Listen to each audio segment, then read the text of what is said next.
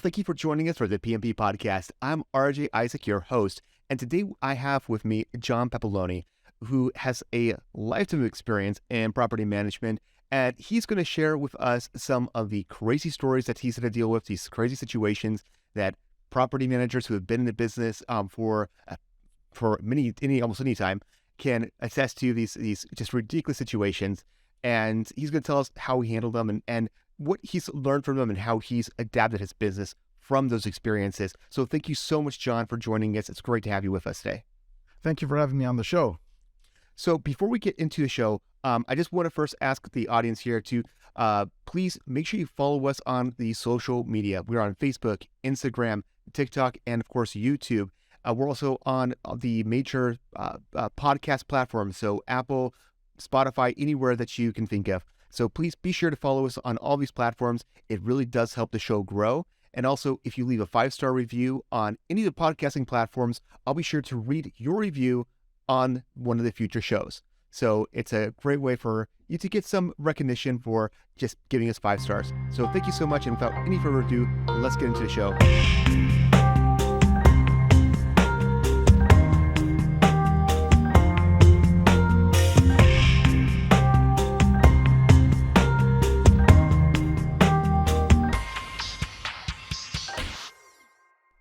So, John, I want to first establish you were talking about before the show, and you said that you have some quite a bit of experience. You've been doing this. Your parents were in property management before. So tell us about the breadth of your experience with property management, and then we'll get into some of these crazy stories and situations you had to deal with. Absolutely. Like I said, I was born and raised, around properties and real estate. My parents were factory workers, but they had properties that they would buy. Like the way it worked is when they came to Canada, because they were originally from Italy. When we came to Canada and they started buying real estate, they would buy, but they wouldn't sell the property they lived in when they moved. They would rent it out and buy the next place. And they kept doing that. Mm-hmm. And until we got to the last property, which was the one we lived in, where he tore down the property and then built up and stuff. And so what ended up happening is, so I've been surrounded by that my whole life. And then I used to go to open houses before I knew why realtors did it. And it was like, I'd be going looking at houses. I'm like, oh, free way to look at houses. This is exciting. Little did I know, they keep asking me for my name and number. I had no idea why. I didn't realize, they're going to call me. And it's like, damn. Now I know, now that I'm in the real estate business myself, I understand. So I'm like, oh, okay, now I get it. Now I get it. For me, I'm looking at houses. For them, this is a lead source. I'm like, okay, makes sense now. So with that being said, when my parents got sick, and they ended up going to a retirement home, I was like, I had quit working a couple of years back, like before that, to stay home with them and, help them along and stuff. And then when they decided to go to the retirement home, and I had to figure out, what do I do with myself? I sold my other businesses, closed down one, and I've been 2-3 years without working. Do I go back, do I start another business? Do I go to the corporate world? Well, I tried the corporate world. That lasted 3 months. And then I said, okay, now what? So that's when I decided I'm going to get my realtor's license. And so I thought, this is going to be good. So I can go see houses now, and I get paid to be there now. Yeah. This is great. Right. So, and then from there on, things were, lots of learning lessons there, lots of growth and lots of opportunities. Then I started getting investor clients. So once I got investor clients, I found some unique ones. I have one of them that basically has never seen his property. I don't think if he drove by it, he would even know it was his. Oh, wow. Unless So, and I remember a funny story where he called me up and asked me how many people went through the house. And I'm going, none. None? Really? Yeah. Oh, what do you think? Is the price too high? Oh, no, you're not even on the market yet. Oh, what did I sign then? Like, why isn't it on the market? Because you bought another property. Oh, where did I buy? I tell them, okay, was it the good one? Yeah.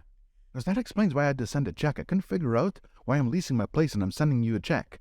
Oh, my. Because that makes more sense now. Because when will the other one be leased? 2 weeks from now. Oh, okay. So as you can tell, so in a way, they're kind of great clients like that, because then you know what? They're true investors. They're truly there. It's all about numbers and data. Yep. So, and that's, my portfolio of clientele of investors has grown from there. And yeah, so then sometimes, a lot of times, like I have a few investors that I have no idea why, but I have their keys. They don't even have keys to their house. I have them. And every time there's a problem, yeah, can you go check this out? Okay. And so that's kind of how it built, right? And when little favors like, oh, yeah, hold on to it just in case we have to rent it again. Oh, okay. Right. So here and there, go and do this. Can you do that? Can you do that? Next thing you know, hey, what do I owe you for this? And then that's how I built up a little bit of a flow with that. Sure. Yeah. So it was totally by accident. Mm-hmm. Now, Well, so it sounds like you're keeping it fairly small, your operation, then just with a couple of investors and not trying to just grow to a massive size.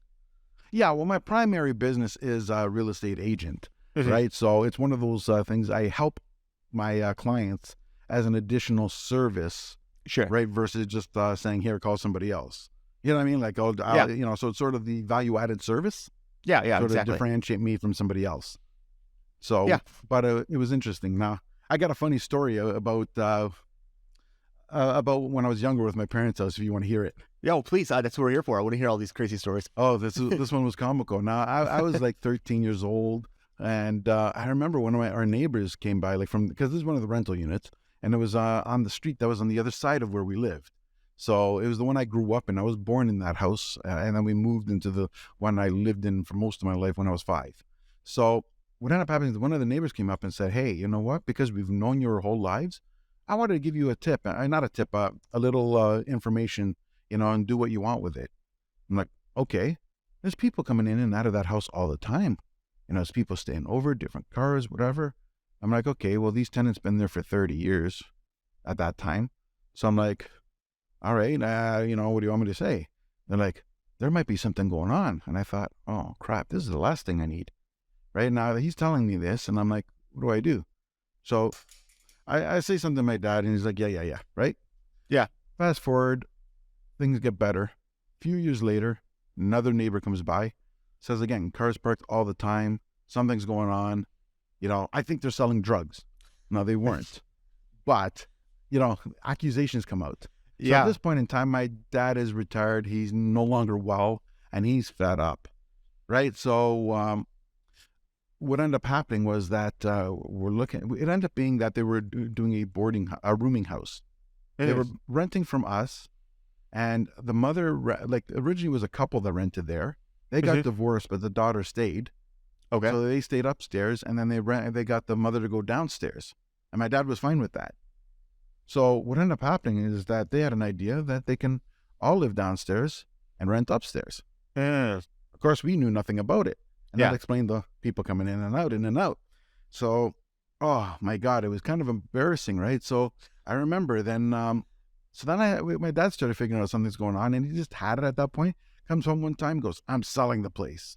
I'm like, we don't need to sell. No, I'm selling it. Well, when he said I'm selling it, he's already got the realtor, he's already got the price, and he's already got someone to look at it. Oh, wow. But the point is, we had to get these people out. Yeah. So yeah, that was interesting. So now we've started finding out the truth, and we served them. And this is where we learned about eviction, because at that point in time, we had never evicted anybody. Most people, they just stayed, or when they didn't stay, they called us to leave. We've never evicted anybody, ever, right? So that's kind of a good track record, Yeah. Yeah. That is. right? So what happens? We evict them, of course, the day after the notice. These guys were professional renters, and we did not know. Again, they've been there for 30 years. How would we figure this out, that they were doing this? It wasn't just our place. They had other places that were doing this too. Oh, Didn't wow. know. Yeah. So we figured this out And this is after the before fact. Airbnb, right? Like this is. Oh, yeah. Long before. We're like, I'm 46 now. This is, like I said, at this point in time, I might have been in 17, 18, somewhere around there. Okay. Right. So, so all this is happening. So what happens? Move out day. They didn't move out. Oh, crap. Now what? So we go to court. We go to court. We put them to court, find out where we served them a day late. And I didn't realize there was a date for that, So then we had to start the process over. It kept delaying. More of the story, 9 months later, they didn't even tell us we evicted. We didn't see that he left. We were at court where they were supposed to show up, and they were moving. So we're sitting there going, we spent our whole day in court, never found them again. Now we're trying to figure out what was the big deal. You know what I mean? Like, And we got two learning lessons here. Lesson number one, when you have the opportunity to raise the rent for market inflation, raise it. Oh, yes. Yes. Right? My dad just kept the price the same. He collected his money. There was no mortgage on the home. He didn't care. No, raise it every time. So, second lesson, at least once a year, check up on the house. We went 30 years, never been inside. And I remember, so here's the funny part. So we go in to check to see what happened. We realize we don't have keys. Oh, wow. So we end up basically breaking the door to get in. We walked in. My dad goes downstairs. Right away, he goes downstairs. And I'm thinking, okay. I went upstairs. And we have hardwood floors there.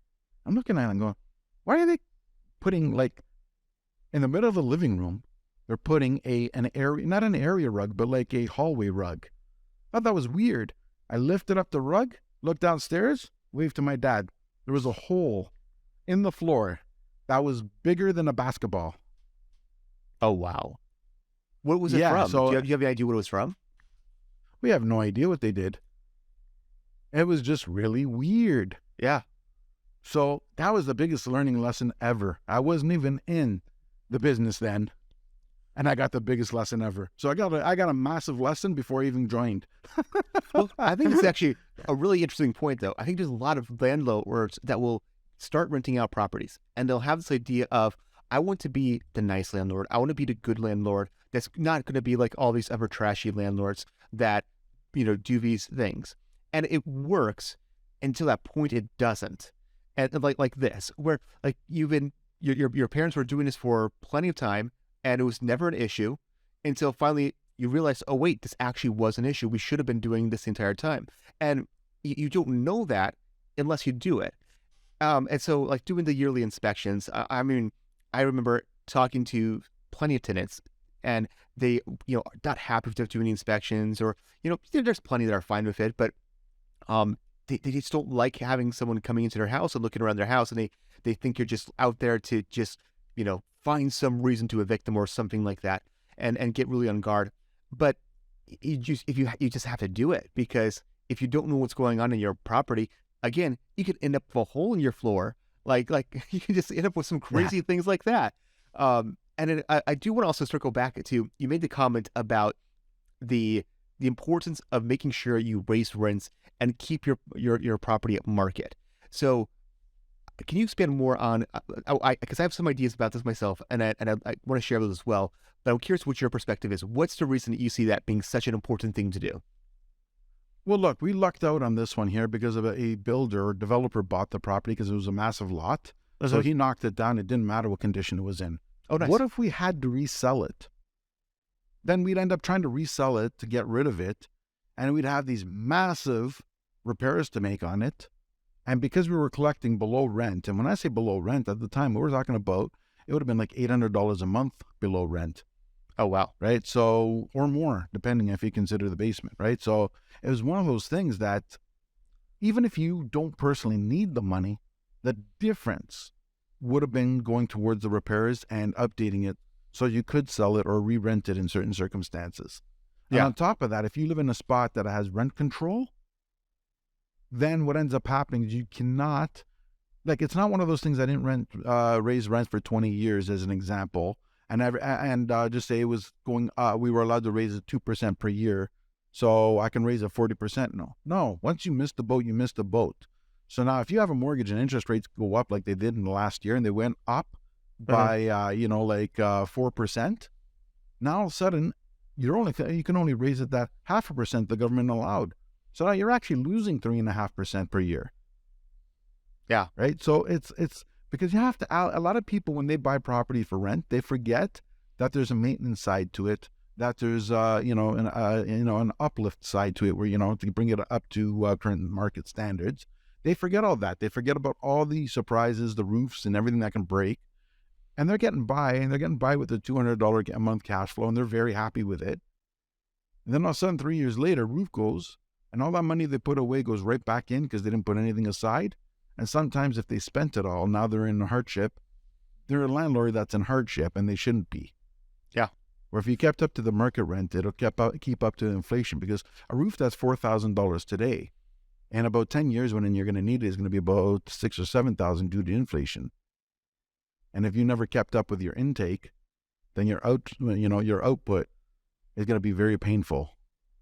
What if- and that's all great points. One of the other sides that I've seen is the side of the tenant, and how the tenant, when their rent is significantly below market, that they seem to approach problems in a different way. And I'm speaking in very broad terms here, and there's always exceptions, and I always clarify that, because whenever I talk about how the way, the relationship between tenant and landlords, there's always people on the internet who just get all worked up because of my experience.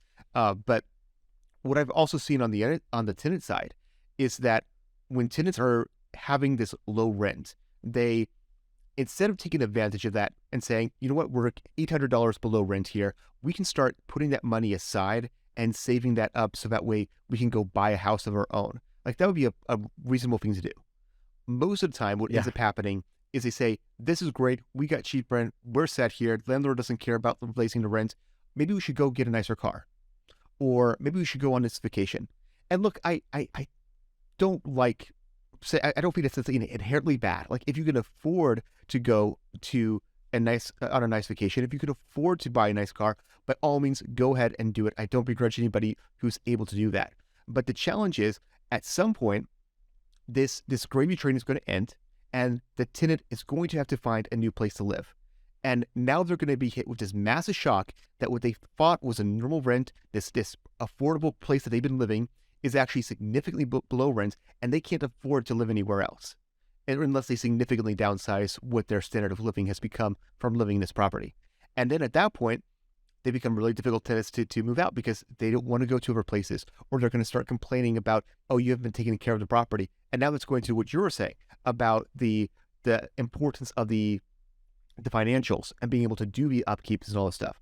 And so on both sides, on the landlord side about being able to make sure you upkeep the property, and on the tenant side about just making sure that they're actually like having the right mindset of what their correct expenses are, that they know what the market expenses are, so they don't make a bad financial decisions, is also, and these are both two really important aspects that come together, and why I think that it's important to make sure you keep your prices at market rents.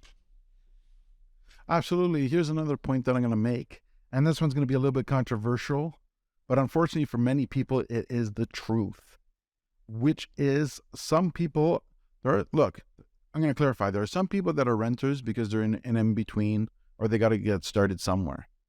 But there's many, many people out there that become renters, and they stay permanent renters because of the lifestyle choice they make, and they have no forward thinking, and then therefore end up carrying this anger and resentment towards the landlords because they feel like they're owed or entitled to it. The issue isn't the landlord. The issue isn't the cost of rent. The issue is the lifestyle choice they are making. A lot of landlords became homeowners because they sacrificed. They go 10 years without a vacation. They do not lease cars. They will buy a cheaper car that they can afford to pay in cash.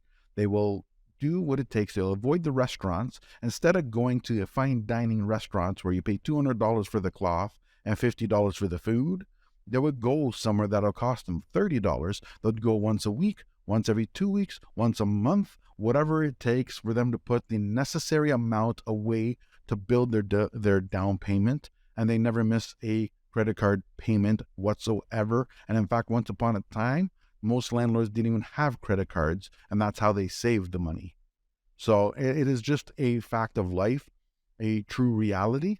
Now, in today's day and age, there are some affordability issues, and I'm not going to deny that. I'm not going to pretend I got the blinders on. What are you talking about? No, there are some issues, but there are things that you can do to fight against this over a long period of time, because real estate is a long-term gain, not a short-term play. Well, I completely agree with that, except I'm going to counter that slightly, in the sense that I don't view renting as a bad choice. I just view it as a choice. And it's like, if you want to make that choice, go and make that choice. But then don't come back and say, well, I'm not being treated fairly because this other person made a different life choice. Like, just be like again, I'm going to be honest, I rent right now. And just because that is what makes sense for my situation right now. And I don't view it as a bad thing. It's and I don't think anybody else should view it as a bad thing. It is just a matter No, of what works for your current situation, and renting is a tool as anything else. And so, yeah, like I said, completely agree. It's absolutely. it's it's just accept Now, the choices you make.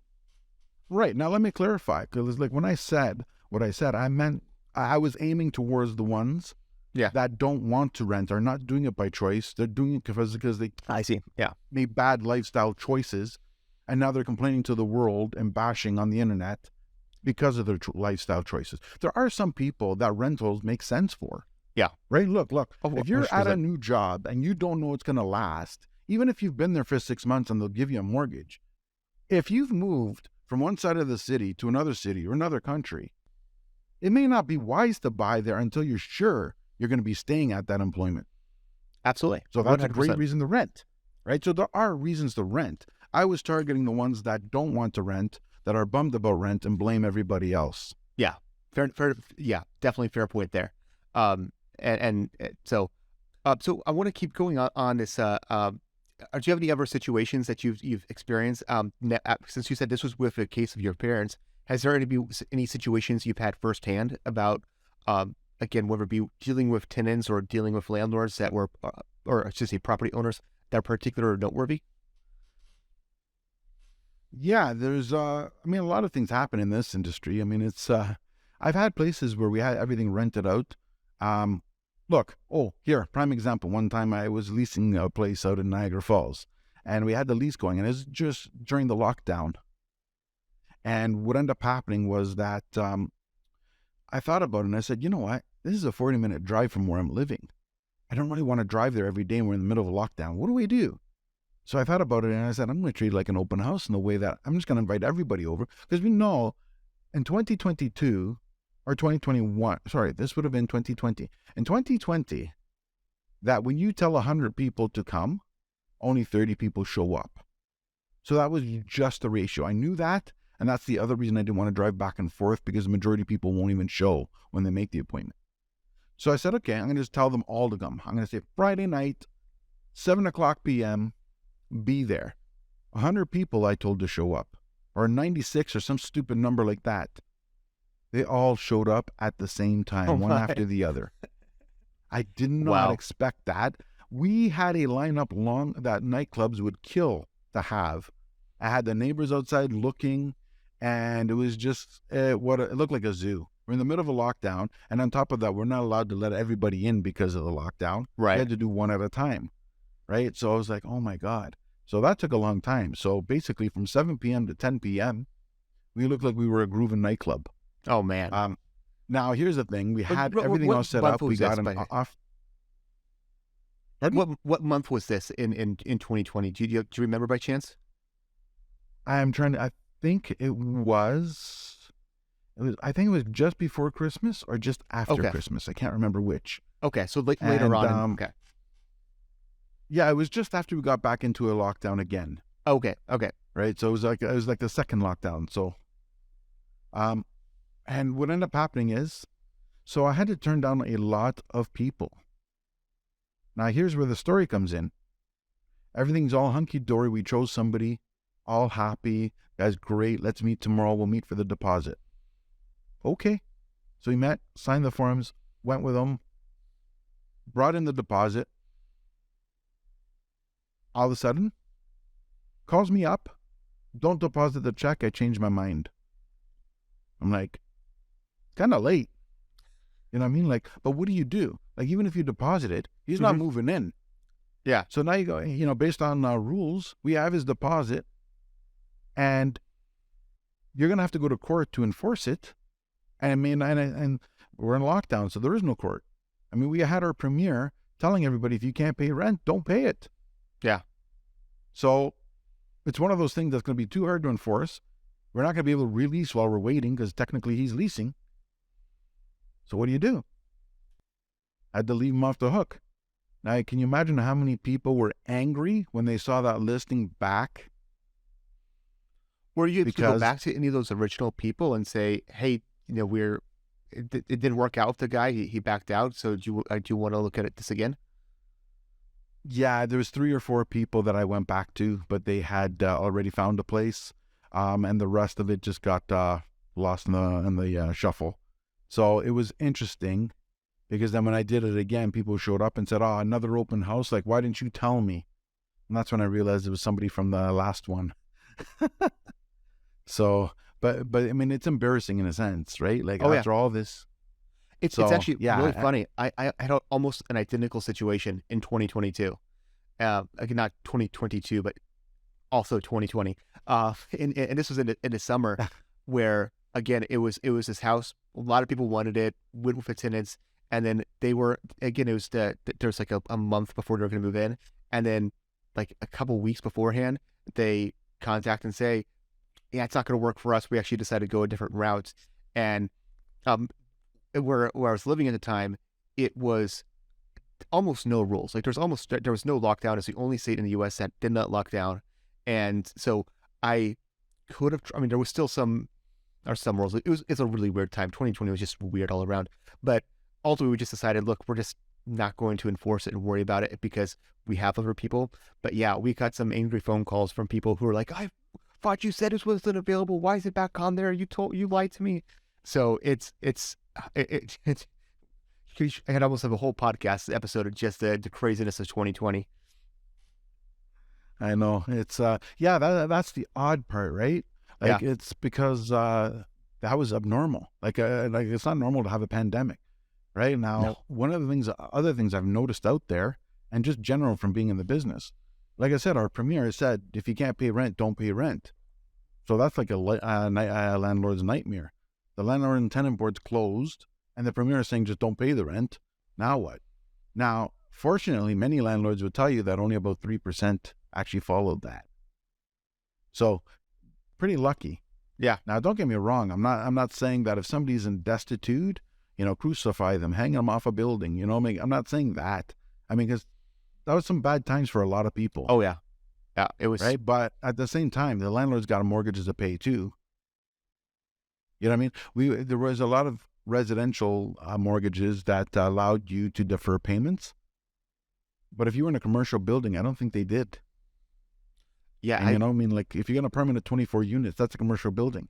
Imagine 24 people don't pay their mortgage. That mortgage is going to be like $30K a month. How many months can you go before you're really bust? And there was even, I know in the States, again, I don't know what the laws were like Canada, but in the States, there were, particularly in California, there were some places where you would have the tenants of these large buildings going together and coordinating to not pay rent. And it's just like, what is your goal there? What is the objective of doing that? And it's again, 2020 was just it was you mentioned the whole thing about you didn't expect all these people to show up to the property. And I remember this was earlier on. This was probably like April or April, May, where we were thinking initially, like when things first started to get like in March, when things were first starting to get really weird. I know we were thinking that there's probably not going to be a lot of demand. People are probably going to want to sit tight and they don't want to make big changes and big choices and big decisions.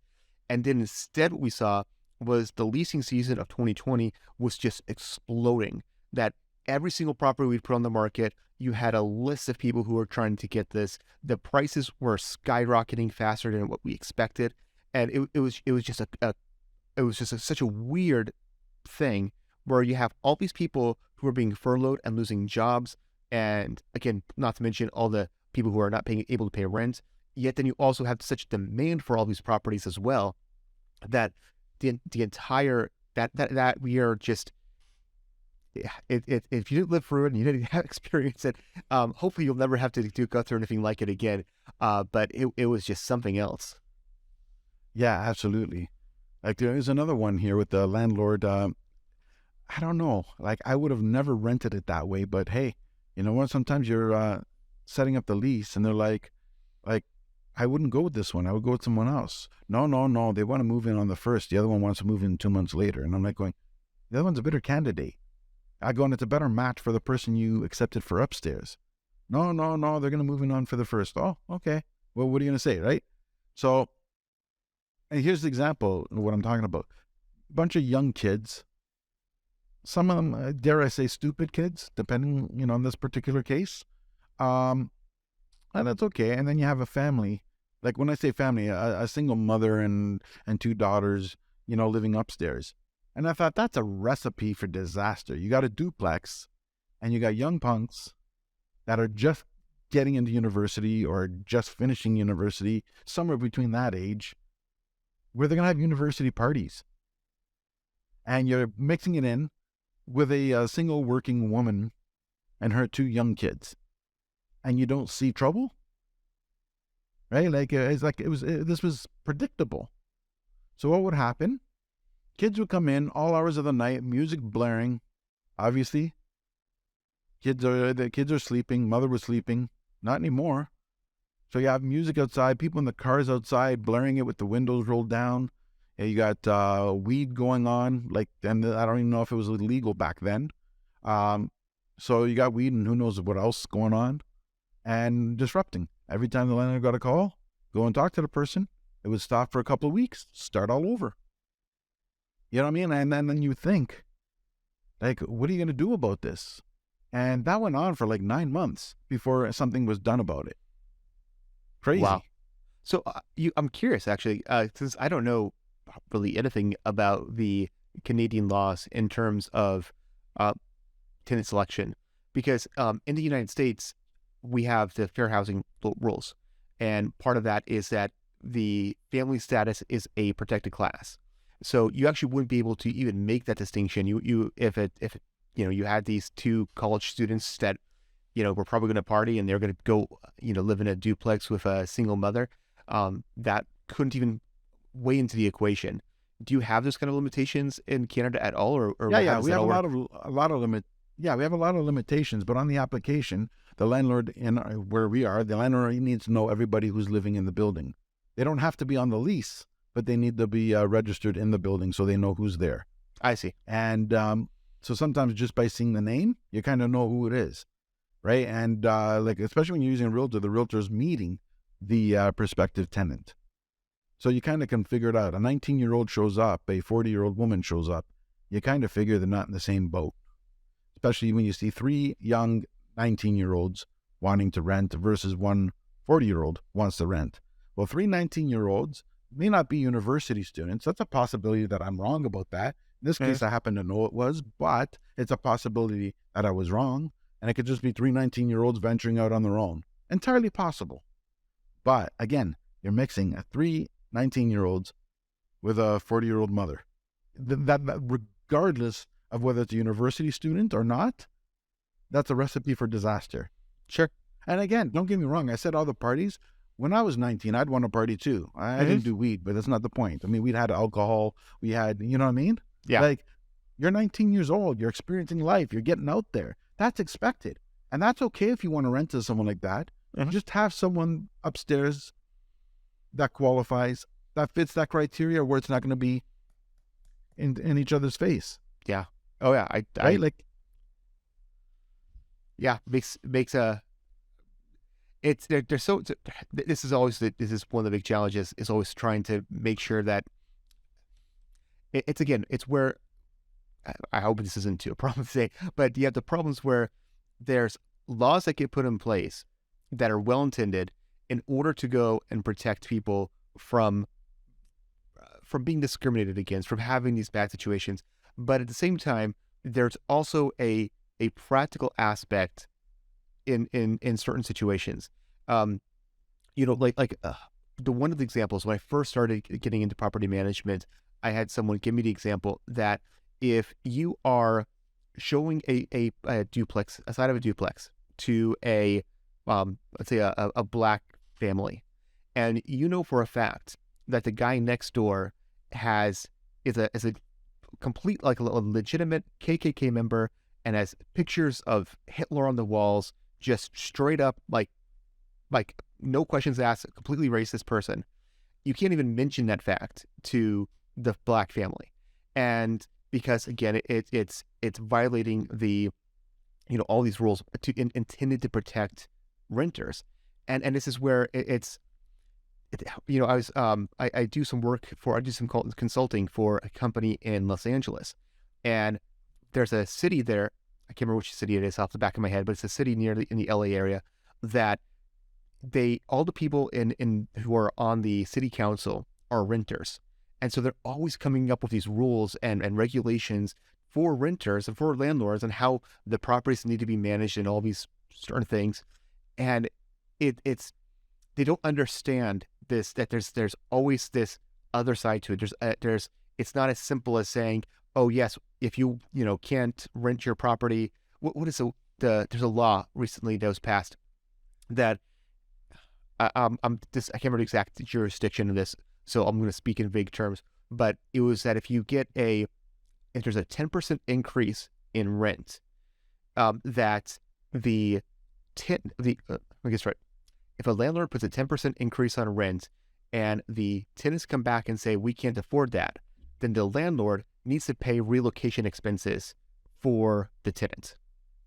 And just ridiculous things like this, and again, it's even with that. So what are landlords going to do now? Okay, we're raising it by 9.5%, and so now it's just like, okay, so it's just this back and forth that just never ends, and it's I get really frustrated by all these situations where people try to put these rules in place to try and affect the way people make decisions, these rational decisions intended to actually help people, and they say, no, we can't have that. You gotta let this black family live right next door to a KKK member, and you're not allowed to say anything about that because, again, you gotta protect renters' rights and all this stuff. And again, there's a place for it, but there's also a bad side of it that needs to be acknowledged, and not enough people acknowledge that. Yeah, right. I get that. I've been fortunate. I've never had that problem. Now, in terms of the situation where I said with the party people and and like there is a something in our law that can be used for eviction. Now, and here's what I mean is like it's called if one of the tenants is a constant nuisance and prevents the other tenant from having enjoyment of property, there's grounds for an eviction. Now, and again, when you tell the person 3 times, you give them 3 warnings, police have showed up. Is that enough? What constitutes that? Now, that's another argument, right? But where I'm going with this now, it's unfortunate, a situation like that. And again, it goes back to that. Now, look, the kids did nothing wrong. You know what I mean? They're interfering with the other tenant, and that's where it goes. But they did nothing wrong. They did what you expect 19-year-olds to do. Yeah. Right? So it's sad and an awkward spot. And that's why I believe sometimes pairing people up in the unit that kind of blend with each other makes more sense. Again, there is certain restrictions and certain attributes that, of course, yeah, may not allow that. Yeah. What about so I'm now more kind of curious about some of the restrictions and rules in Canada. But what about emotional support animals? Do you guys have to deal with emotional support animals in Canada?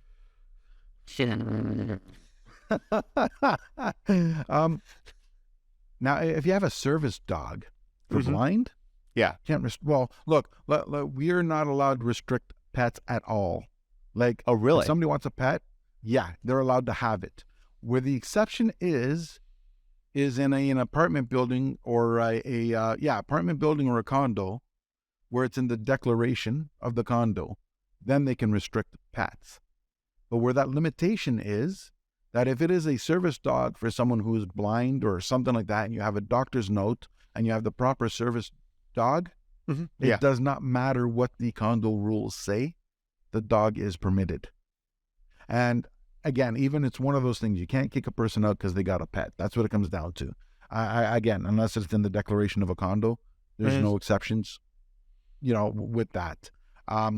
There are one exception is if you're the landlord living in the home, and just say you're living in the basement or upstairs and you're renting the other side, and you have an allergy to a certain pet, you can restrict that pet. But proving that is not an easy task. Sure. Yeah, that's. Are you so with the allowing pets then? I mean, there's probably not anything like pet rent or pet deposits or anything like that then. I'm not going to say people haven't tried, but I've never heard of it being legal. Okay. Right. So our only deposits first month and last month and with a key deposit. That's about as Okay. far as it goes. Okay. Oh, But there wow. is a catch though. Yeah. If the pet is causing damage, you can go after the tenant for the damage. Sure. And yeah, and there's restrictions there which can lead to eviction at a certain points. It's not easy again, but there is some restrictions protecting the landlord, but it's very minor. Yeah. Yeah. Yeah. In the U.S., of course, you have some places, some landlords who will say, "Oh, I don't want to have dogs. I really don't want dogs in my property." But again, if someone just comes up with a letter from a doctor saying that, they have a mental health issue and that the having a pet will help them with these mental health issues, then no pet rent, no deposits. The person can just have the animal, and there's really nothing that can be done about it. And so it's getting to that point where whenever someone wants a pet, they will just go and get a letter from a doctor because it's easy enough to do. And actually, the frustrating part about it, which again, I'm not going to say if it's bad or I understand both sides of the argument, so I'm not going to get too deep into that. The only part that gets frustrating is when you have the homeowner's insurance policy will say we're not going to cover like pit bulls is a good example, and then the tenant will come with an ESA letter saying, "Hey, I want to bring my pit bull into the property," and so again, it doesn't matter if you ban pit bulls, it doesn't matter about the insurance, and situation. Got to have the pit bull in the property, and it creates. And this is again, it's where I understand plenty of people have great pit bulls and it works well, but it's understanding the balance side of it. That yes, you have this dog that you really love. You also have to address the insurance restrictions that are just a real thing that you can't get around, and it's tough to keep those things in balance. Right. Now, here's one thing, right? Just to touch upon this, like one thing about the emotional thing. Yeah. I don't know where the law stands exactly because, but right now there is a lawsuit with a condo corporation and a tenant based on the exact same thing you said. So it's still in court, and whatever that decision ends up being will set precedent. So because it hasn't been, in front of a judge yet, don't know what the outcome is yet. So that'll be interesting to see. Okay. Now, in terms of the pit bull, up until a few years ago, that would have never been a problem because pit bulls were banned in the city, period. Okay. Period. If there was a pit bull, they would euthanize it. So there man. was just zero option. It was not an option. Now that was lifted, which in a way I think, thank God. And my reasoning is that I'm not a fan of a pit bull because I think they can turn on you. But at the same time, what has that pit bull done to you that you'd want to euthanize it? You know what I mean? It doesn't make sense to me. I could say, you know what, they don't want to stop breeding them. You know what I mean? Like, it wasn't euthanizing everybody. If you had the pit bull between a certain year or whatever, that pit bull stayed, but there was no new breeding, you know what I mean? Like, it was just, the whole thing was ridiculous. Again, this is a dog, a creature. The dog has no control. What is it taught? It's taught to attack. Guess what it's going to do? It's going to attack. Right? Like, yeah. And if it's taught not to attack, it's right. Not So gonna a attack. lot of it is based on training too. So, I mean, you're punishing a dog for being a dog. That makes no sense to me. Well, I remember there was someone on YouTube, I can't remember who it was. They heard this whole thing where people were complaining about pit bulls, and they wanted to go and show that pit bulls are not a problem animal. And so they started doing research into it, and I do not remember the stats. But what they discovered is that out of all these animal attacks, all these domesticated dog attacks, it was something like 90, 80%, something in that range of those attacks were from pit bulls. And so it creates this challenge of saying, okay, we see that there's this dog that has this high rate of creating attacks, but this other dog here has not done anything wrong yet. And so the question is, do we wait to find out if it's going to do something wrong, or? And so yeah, it's a tough challenge. It's a hard question to work around. And I think I think the easy solution is saying, all right, if you have a pit bull and it's in a city and we're trying to reduce the number of pit bulls, then let's at the very least make it where it's a mandatory where they get neutered.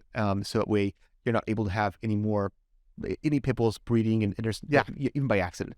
I think that would be an acceptable first step. And then again, if there's any sign of aggression at that point, I do think euthanizing is unfortunately the next step. But yeah, going after dogs that haven't done anything. I love dogs personally. Yeah, Um, I agree. so going after dogs that Here, haven't done look. anything wrong. Here, look, this is the other thing, right? Yeah. And this is why I blame some people, because you know what? I grew up around animals, and I grew up around dogs too. I didn't have one, or at least not for long, but I grew up around them. And every time I saw someone that got a dog and said, "Oh, he's going to be a killer dog, he's going to attack," and you know what? I mean, they don't literally mean that. They mean as in a guard dog, whatever. But you're putting that in motion, right? Like you're trying to, go get him, go get him. Well, what are you teaching it? You know what I mean? Yeah. Like that. You're in a sense, you may not. You're like, how would a dog know to attack the robber with a mask, but not attack your neighbor who came over to say hello? What are you? You're teaching it this stuff. You're teaching it, and you're rewarding it for that behavior. Well, and What do you think is going to happen?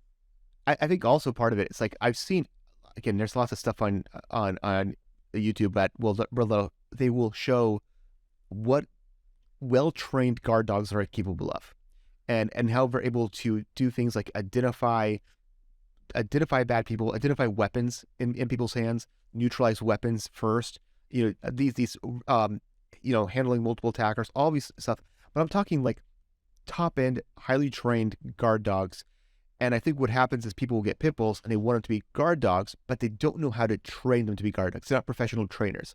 They're just some guy who's like, oh, Right. I live in a dangerous neighborhood. This dog's going to go and help keep things safe. I'm going to, try and so they don't have that balance. They don't have that, again, the training that's required to actually make the dog effective. And even when you have a really good trained guard dog, again, the dog is still dangerous. They still need to be treated properly. Again, there's a video I was watching where they had it was actually a German Shepherd, not a pit bull in this case, but he was saying, look, it's really windy, so the dog isn't going to smell me, and so I got to make sure I talk to the dog first because he's the kind of dog that's going to, attack first, ask questions later, and again, if you have a responsible owner and the need for that level of an actual guard dog, okay, fine, but most people don't. Most people don't. Most people don't have the ability to train a dog to that level. And even if you do, you're still the one responsible for anything that dog does. If a dog attacks someone, it should be viewed just as much as if you took a deadly weapon and attacked the person with a deadly weapon. At least that's how I would look at it. Yeah. No, I know exactly what you mean by that. Right. Yeah, Like, I mean, if you want a guard dog, then get it trained properly. It costs money. It costs money. If you yeah, can't afford it, don't get the dog. End of absolutely. story. We're getting a little bit off property management there and going to Yeah. guard dogs. So we're going to circle back do a little hard segue here because you mentioned before that you've also have worked with property managers, help manage some of your properties. And so I want to know about your experience with how do you go about choosing a property manager? What are some of the red flags that make you avoid a property manager? And what are some of the green flags that make you think I really want to work with this guy? A lot of times I think everything, and this has to do with any business you're in, whether it's property management, real estate, retail, it doesn't matter. In general, people like to, work with people they know, like, and trust. Mm-hmm. So if someone is a relationship type, belly to belly type person, they generally make a connection with a person. And a lot of times, if you have a gut feeling about something, listen to it.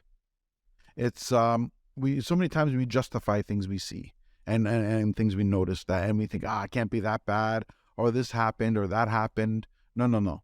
Trust me. Listen to it.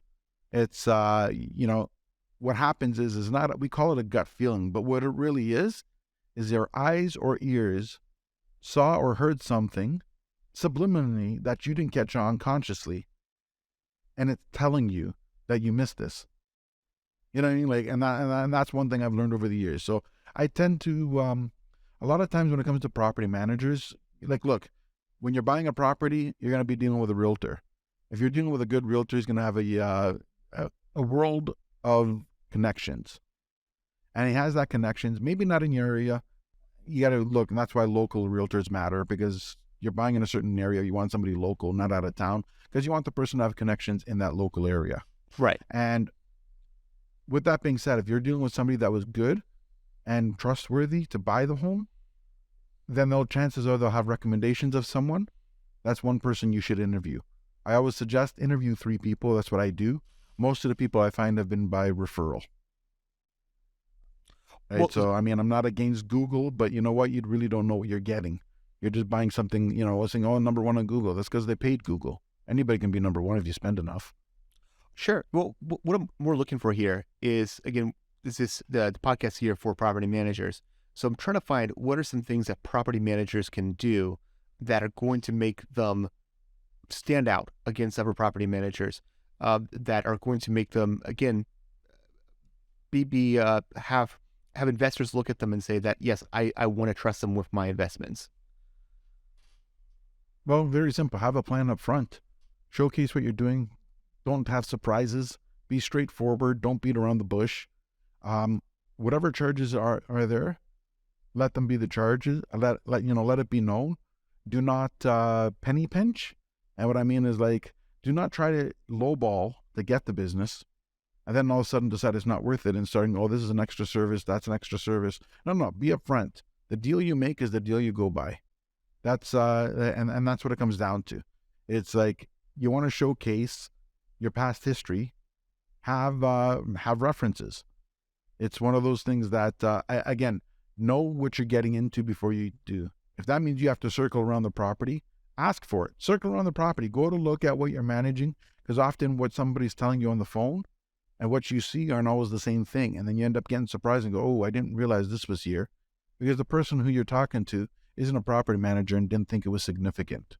But if you're in the business, you would know that it is or isn't. So it's always good to do the tour first, so you see what you're getting into, and then be accurate, write details, be very detail oriented, and make sure there's very little surprises. I mean, again, a pipe burst, that's a surprise you didn't expect. That needs to be fixed. But if you didn't go and tour the property and the guy didn't think that the pool was relevant, and it obviously is, a pool's going to need chlorine. So now you're going for money and saying, well, we need to put in chlorine. Well, you didn't tell me that. I mean, and investors are going to know that. They're not idiots. They're going to know a pool need. But the point I'm getting at is there's always some little nuances that you don't realize or don't look at and don't see. You know what I mean? And that comes up. But a property manager who has experience, have been around a long time, would have known that. If you don't have the experience, consider teaming up with somebody, working with somebody till you get the experience, and then branch off on your own. Yeah, I definitely like the what you said about making sure that you don't lower down your price, let your price be the price, and just let that be. And I want to just add on that point before we close up here. It's, if you're not willing to go and say, here's the price, or sorry, I should phrase it differently.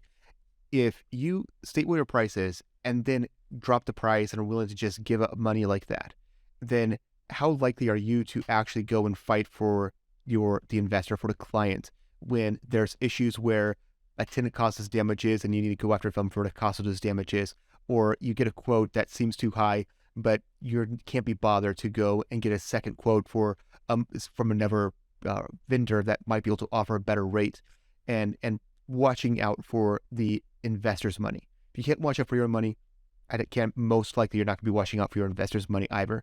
And I think that's something that is always good to keep in mind. So I want to thank you, John. Do you have anything that you want to plug here? Absolutely. Like, only thing I want to say is that going back to the whole property management thing, one thing you want to showcase is provide value.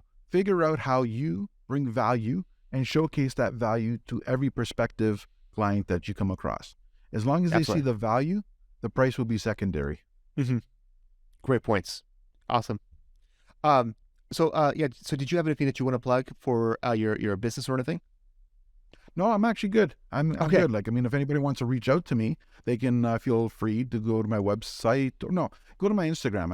It's easier. That's just my name, John Papaloni, JohnPapaloni. Send me a direct message and we can have a conversation if you need to know anything or have any questions. Awesome. Well, thank you so much, John, for joining us today and sharing your experiences. Notice it was valuable for me, and I'm sure it was valuable for my audience as well. And again, thank you to my audience here for joining us for the PMP podcast. Again, please be sure to follow us on Facebook, Instagram, TikTok, YouTube, and of course, give a 5-star rating on the podcast platforms, or be Apple, Spotify, whichever podcast platform you enjoy using the most. So thank you again for joining us. I'm RJ. Have a great day.